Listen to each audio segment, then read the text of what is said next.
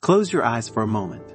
Imagine a mountain lake, its surface as smooth as a mirror, reflecting the blue sky and snow-capped peaks.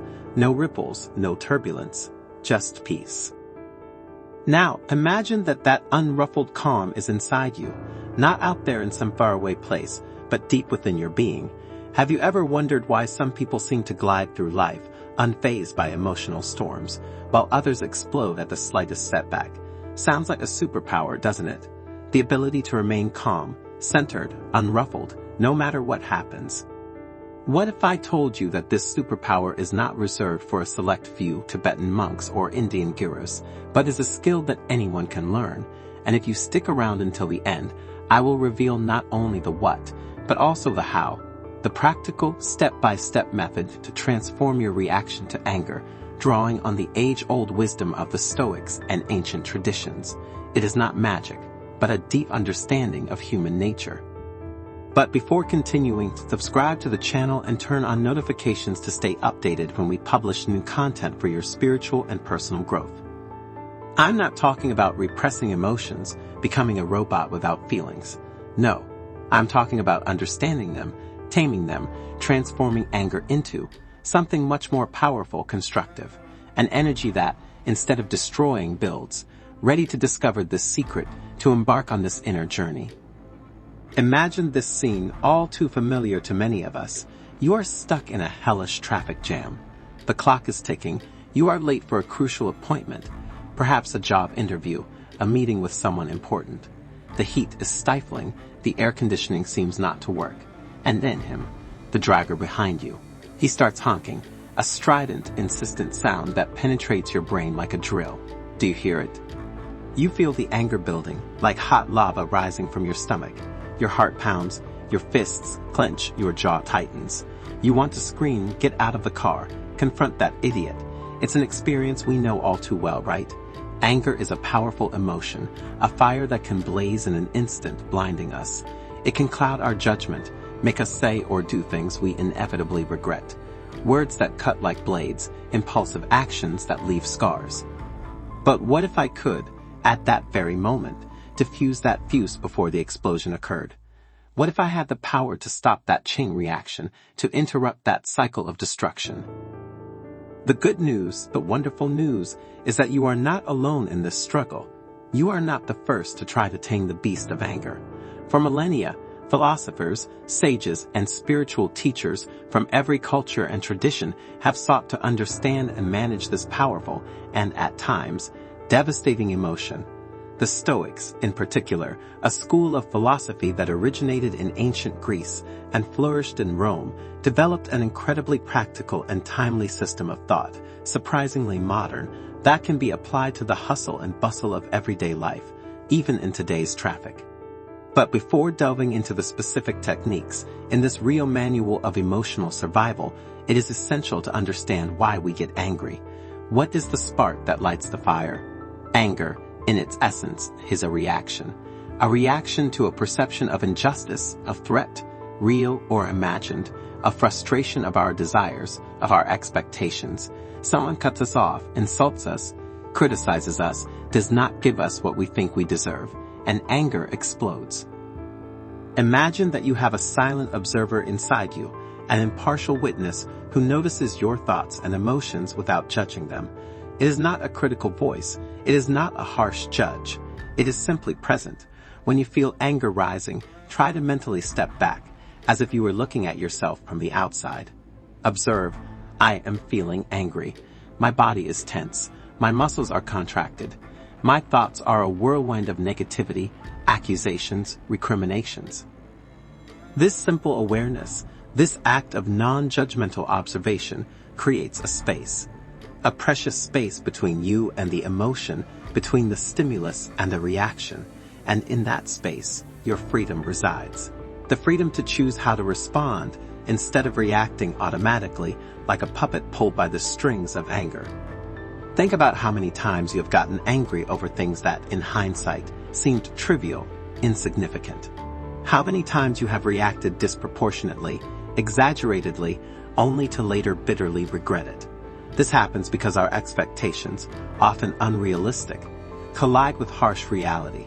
We expect the world to behave exactly as we want, for people to always be kind, polite, understanding, for everything to go smoothly according to our plans. But reality, we know well, is very different. Traffic is unpredictable. People make mistakes, and unexpected things happen. Accepting this simple truth, that things will not always go the way we want them to, is the first fundamental step to drastically reducing frustration and consequently anger. It is not a matter of passive resignation, but of a wise acceptance of reality. As Epictetus, one of the greatest Stoic philosophers, said, "Do not seek to make events happen as you wish, but wish that they happen as they should, and you will be happy." A seemingly simple phrase, but one that contains a shocking depth. The Stoics had another powerful image, that of the circle of control. Imagine a circle. Inside the circle are the things you can control: your thoughts, your actions, your words, your reactions, your judgments. Outside the circle is everything else: the behavior of others, the opinions of others, external events, the past, the future. The list is endless. Most of our suffering, our frustration, our anger, comes from the futile attempt to control what is outside our circle. Getting angry about the traffic, about a grumpy boss, about a rude comment from a stranger is like trying to stop the wind with your hands. It is a waste of energy, a source of unnecessary stress. Focus instead on what you can control: your reaction. You can choose to breathe deeply, listen to calming music, repeat a mantra, focus on a positive thought. You can choose not to let yourself get dragged into the vortex of anger. When you feel overwhelmed by a wave of anger, try using the test of time. Stop for a moment and ask yourself, will this thing I'm getting angry about matter in a week, in a month, in a year? In the vast majority of cases, the answer will be a resounding no. This simple question, this change of perspective, can immediately put the situation into perspective, making it seem less serious, less urgent, less worthy of your anger. And then there is forgiveness. Forgiveness, often misunderstood, is not an act of weakness. It is not a pardon. It is not justifying the behavior of others. Forgiveness is, first of all, a gift you give yourself.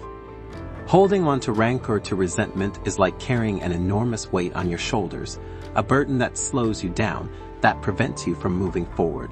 It is like drinking poison and hoping that the other person dies, someone said. Forgiveness does not mean forgetting. It does not mean approving. It means freeing yourself from the power that the other or the situation has on your inner peace. It means choosing not to remain a prisoner of the past, not to allow anger to continue to poison your present. Another powerful tool, a real balm for the irritated soul, is the practice of gratitude. When anger tries to take over, to cloud your mind, stop for a moment. Take a deep breath and think of 3 things, even small ones, for which you are grateful. The sun shining, the smell of coffee in the morning, the smile of a child, health, a roof over your head, a sincere friend. Gratitude is a powerful antidote because it immediately shifts the focus from what is missing, from what makes you angry, to what you have, to what is good in your life. It's like turning on a light in a dark room. Anger is energy, pure, powerful, sometimes overwhelming energy. If not managed, if left free to vent unchecked, it can become a destructive force, a fire that burns everything in its path. But like all forces of nature, it can also be channeled, transformed, used constructively. Think of an athlete who uses anger for a competitive performance, an artist who transforms it into a work of art, an activist who uses it to fight for a just cause. Anger can be the engine of change, the push to overcome obstacles, to defend one's rights, to protect what is important. The secret is not to let it dominate you, but to become its master. And how do you become a master of your anger? Through practice, awareness, reflection. Take time, every day, to observe yourself, to analyze your emotional reactions. Keep a journal, if it helps. Write down the situations that made you angry, the thoughts you had, your body's reactions. Ask yourself, what are the triggers of my anger? Are there recurring patterns? What could I have done differently? How could I react more constructively next time? This self-analysis, this introspection is essential. It is like mapping the territory of your mind, identifying the danger zones, the weak points, the emotional traps. And once you know the terrain, you can learn to navigate it with greater confidence and awareness. This journey towards self-mastery, towards the conquest of that inner calm that seems like a superpower, is not an easy path. It is not a walk in the park.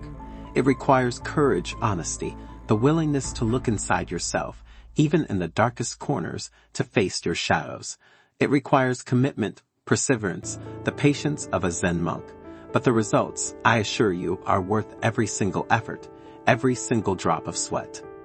Imagine being able to face the inevitable challenges of life with a calm and clarity that previously seemed unattainable. Imagine being able to maintain harmonious, deep, authentic relationships, untainted by outbursts of anger, by words said inappropriately, by grudges harbored over time. Imagine being able to make wise, thoughtful decisions, not guided by the impulse of the moment, but by reason, by awareness. Imagine feeling finally free. Free from the grip of anger, free to be fully yourself, to express your potential, to live a full, meaningful, fulfilling life. Remember, anger is a natural human emotion. It is not about eliminating it completely, becoming numb, impassive. That is not Stoicism. That is a caricature of Stoicism. It is about learning to dance with it, to understand it, to manage it, to turn it into an ally instead of an enemy. To use it as a fire that warms instead of a conflagration that destroys. What about you? Are you ready to begin this dance? Are you ready to embark on this journey? Are you ready to discover the secret to never getting angry again, not in the sense of repressing, of denying, but in the sense of transcending, of rising above that automatic reaction, of becoming the master of your emotions instead of their slave? Ancient wisdom, Stoicism, offers you a map, a path, powerful and proven tools. But the rest is up to you. The choice is yours. Freedom is within your reach.